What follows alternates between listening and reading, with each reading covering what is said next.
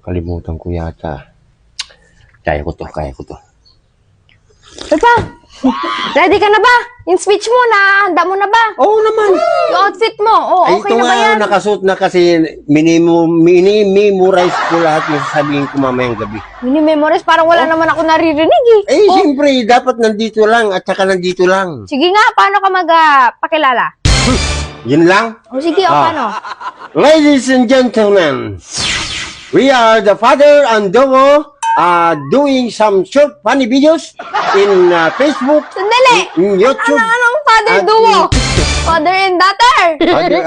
Father and daughter Dowo. Yun. Dowo, panggaling ko mukha mo eh. Isa pa. O, simplihan ko na lang. Sige.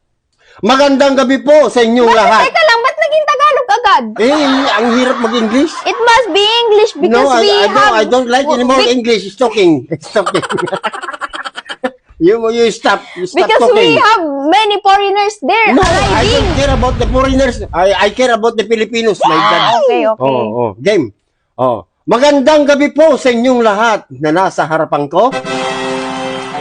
Yun lang? Pagbati lang yun. May mga nasa gilid mo? Kasali ba yun? Oo Mariusip talaga. Siyempre.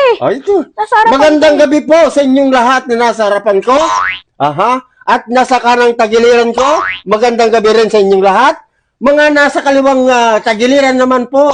Mga magaganda kayo sa lahat. Ganun. Bakit parang sinisigawan mo naman? Doon ka bumate? Hindi, siyempre, kung mahina yung speaker ng sound system, Dapat ganito. mismo Papakitaan sarili kong boses maririnig. Papakitaan kita, formal. Sandali ba, nakalimutan ako. Yung nasa likuran ko, hindi ko pa nabati. Sige, butiin mo. At yung mga nasa likuran ko, dyan lang kayo.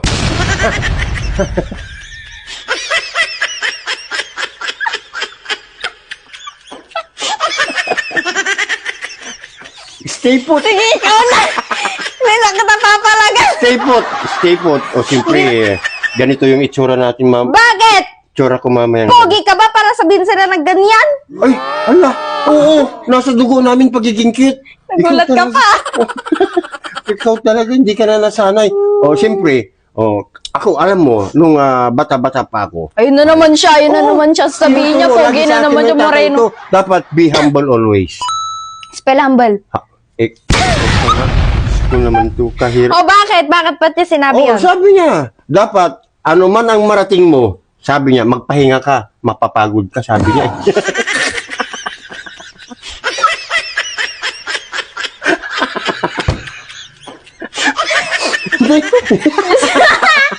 Hindi.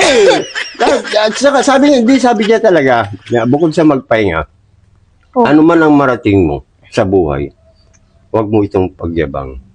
Kung sino ka sa ngayon, ganun ka rin sa darating na panahon. Tama naman. Mababago ba ang mukha ko, Papa? Sabi ko. Diyan ka na nga, maggagatos pa ako ng ibon.